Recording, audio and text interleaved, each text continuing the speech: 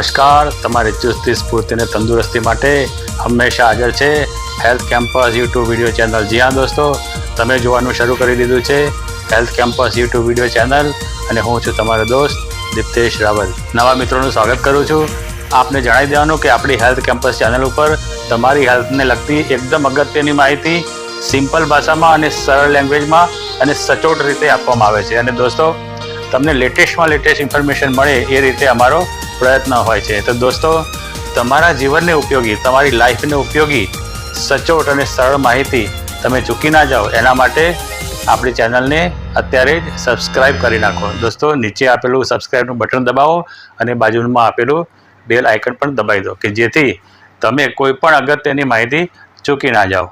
દોસ્તો, મેં અને તમે વિવિધ હોસ્પિટલોમાં અસંખ્ય દર્દીઓની લાંબી કતારો અને ખૂબ દુઃખ દર્દ જોયેલા છે। તો દોસ્તો, એ દુઃખ એ દર્દને જોઈને જ મેં નિશ્ચય કર્યો છે કે આપણે સમાજમાંથી જેમ બને એમ એટલા રોગોને હરાવવાના છે। અને દોસ્તો, જેમ જેમ તમે રોગોને હરાવશો તેમ તેમ તમારી તબિયત ડે બાય ડે સારી થશે અને તમારી તબિયત ડે બાય ડે સારી થવાથી તમારા કુટુંબમાં, તમારા ફેમિલીમાં નવજીવન આવશે, ખુશાલી આવશે અને સાથે સાથે સમૃદ્ધિ આવશે।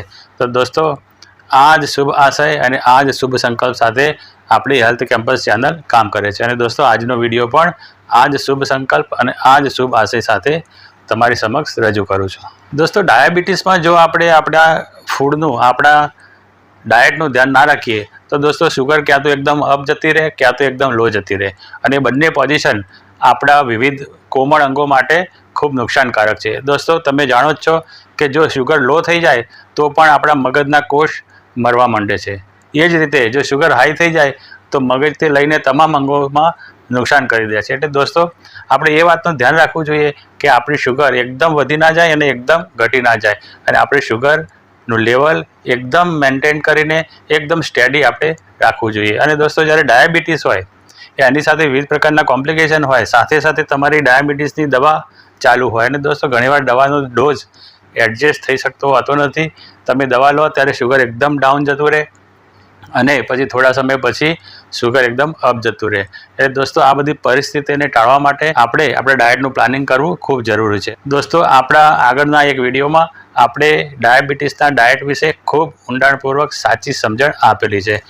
એમાંથી આપણે જોઈએ તો આપણે 2 ટાઈમના આપણા ભોજન સિવાય સવારે અને સાંજના નાસ્તા કરવા ખૂબ જ અગત્યના છે। દોસ્તો, નાસ્તાનું મહત્ત્વ ડાયાબિટીક પેશન્ટ માટે ખૂબ જ મોટું હોય છે। દોસ્તો, તમારા શુગરને એક સ્ટેડી લેવલમાં રાખવા માટે સવારનો નાસ્તો કરવો બેહદ જરૂરી હોય છે। દોસ્તો, જ્યારે આપણે સવારે એક સારો નાસ્તો કરીએ છીએ ત્યારે આપણા માટે ઘણું બેનિફિશિયલ હોય છે। તો નાસ્તામાં કોમ્પ્લેક્સ કાર્બોહાઈડ્રેટ હોવા જોઈએ, સારું ફેટ હોવું જોઈએ, સારું પ્રોટીન હોવું જોઈએ, વિટામિન, મિનરલ્સ અને ફાઇબર આ બધા જ ધરાવતો જ્યારે તમે સવારનો નાસ્તો કરશો ત્યારે એ તમારા ડાયાબિટીસમાં ખૂબ જ મદદરૂપ થશે, ખૂબ જ હેલ્પફુલ થશે। દોસ્તો, સવારનો નાસ્તો કરવાથી આપણું પેટ ધરાઈ જાય છે અને આપણને એક જમ્યાની સંતુષ્ટિ થાય છે અને આના લીધે જ્યારે આપણે લંચનો ટાઈમ થાય ત્યારે લંચમાં ઓવર ઇટિંગ નથી કરતા।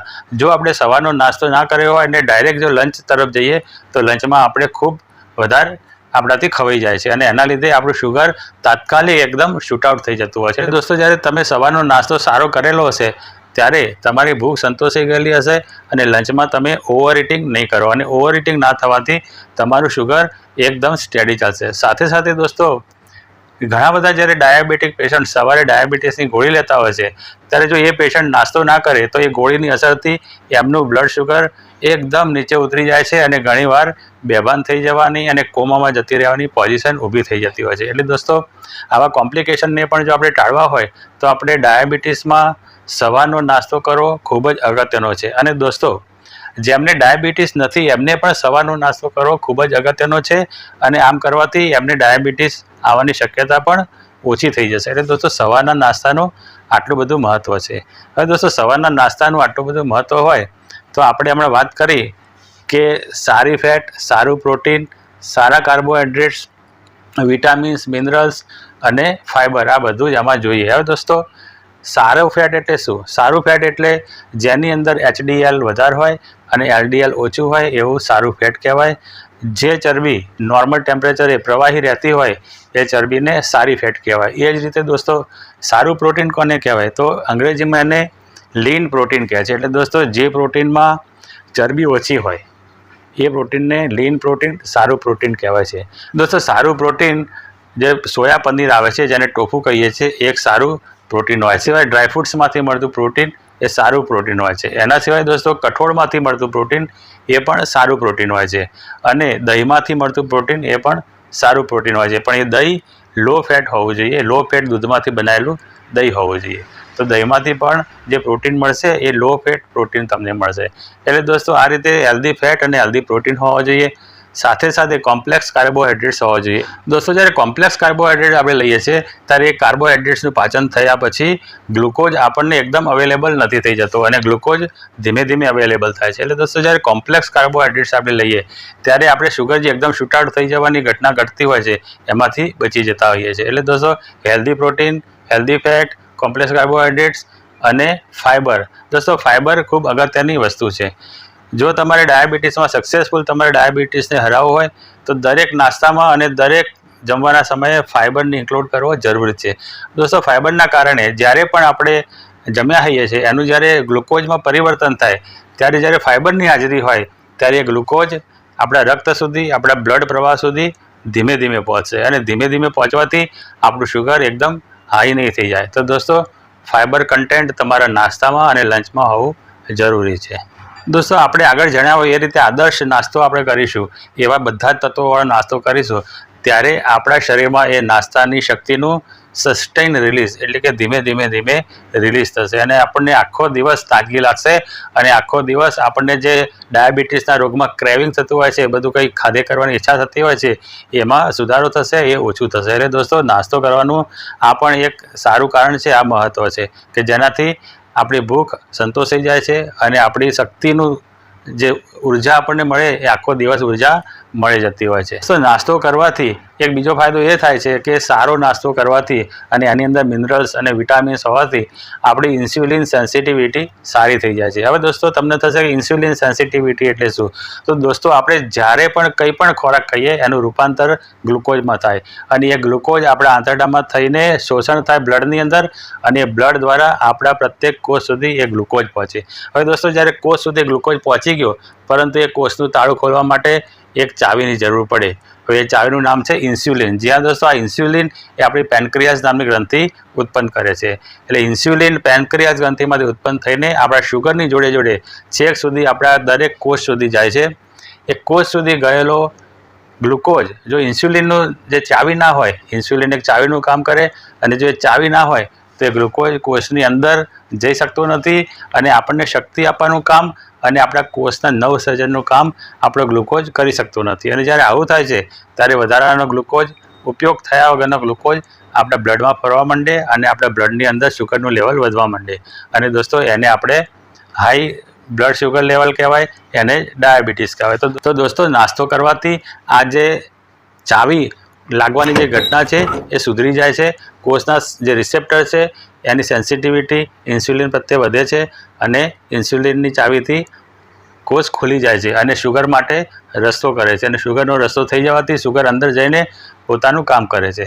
એટલે દોસ્તો આ ઇન્સ્યુલિન સેન્સિટિવિટી વધારવા માટે પણ સારા મિનરલ્સ અને સારા પોષક તત્વોવાળો નાસ્તો કરવો ખૂબ જ જરૂરી છે. દોસ્તો સવારના નાસ્તાનો એક બેસ્ટ ઓપ્શન પૌવા છે. જ્યાં દોસ્તો આટલું સાંભળીને તમે એવું બોલતા હશો કે પૌવા તો ડાયાબિટીસમાં ના ખવાય. જ્યાં દોસ્તો મને અમુક પ્રકારની વિવિધ પ્રકારની કોમેન્ટો મળી છે કે પૌવા તો ડાયાબિટીસમાં ના ખવાય. તો દોસ્તો આ ભ્રમ આજથી આ ઘડીથી કાઢી નાખજો. દોસ્તો ડાયાબિટીસ માટે પૌવા ખરેખર એક ઉત્તમ નાસ્તો છે, એ હું તમને આગળ સમજાવું છું. તો આટલું સાંભળીને જતા ના રહેતા, કારણ કે ઘણા બધાને એમ થાય કે હવે આ વિડીયો બંધ કરી દો, આ ભાઈ તો ખોટું સમજાવે છે. એટલે દોસ્તો હું ખોટું નથી સમજાવતો.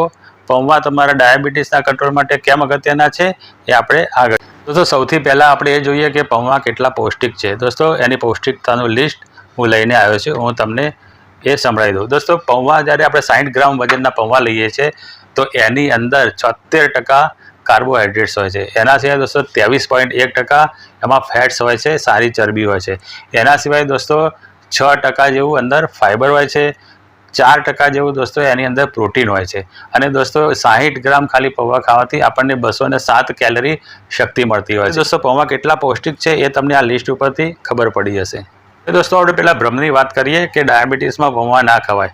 એ ભ્રમ ઊભો થવાનું એક મહત્ત્વનું કારણ એ છે કે આપણે જાણીએ છીએ કે ડાયાબિટીસમાં રાઈસ ના ખવાય, પરંતુ દોસ્તો રાઈસ આપણે કેમ નથી ખાતા?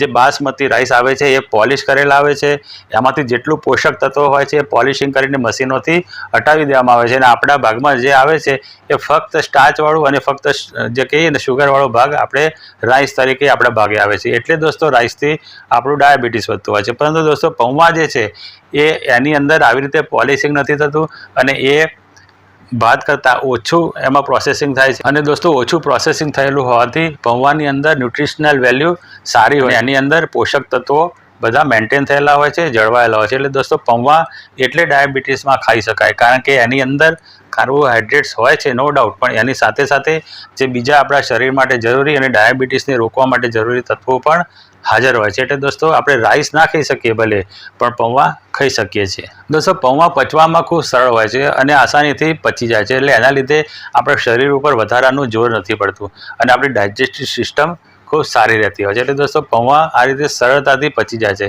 અને દોસ્તો તમને કદાચ નવાઈ લાગશે, પરંતુ પૌવા આપણા વેટ લોસ માટેનો એક સારામાં સારો નાસ્તો છે। પૌવા આપણું વેટ લોસ કરવું હોય તો પૌવાનો નાસ્તો કરવાથી આપણું વજન પણ કંટ્રોલમાં રહેતું હોય છે।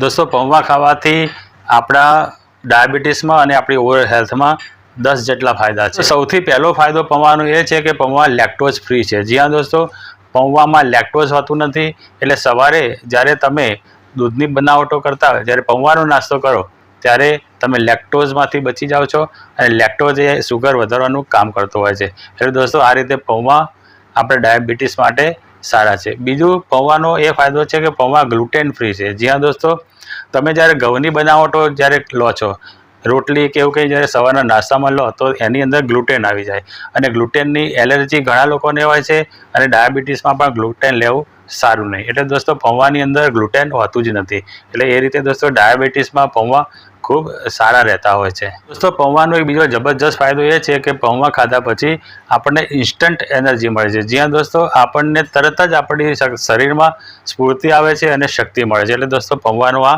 ખૂબ જબરજસ્ત ફાયદો આપણને થાય છે। દોસ્તો એના સિવાય પૌવા પચવામાં હળવા હોય છે, હલકા હોય છે, એટલે આપણી ડાયજેસ્ટિવ સિસ્ટમ ઉપર જોર પડતું નથી અને આસાનીથી પૌવા પચી જતા હોય છે। એના સિવાય પૌવા લો કેલરી હોય છે, એટલે આપણને હેવીનેસ લાગતી નથી, લો ફેટ હોય છે અને લો શુગર પણ હોય છે, કારણ કે એની અંદર સીધું શુગર આવતું જ નથી હોતું। પરંતુ હા, જો આપણે પૌવા બનાવતી વખતે અંદર ખાંડ નાખીએ તો પછી શુગર રહેતું હોય છે। એટલે દોસ્તો પૌવા જ્યારે બનાવો, ડાયાબિટીસવાળા પેશન્ટ માટે બનાવો ત્યારે ખાંડ નહીં નાખવાની।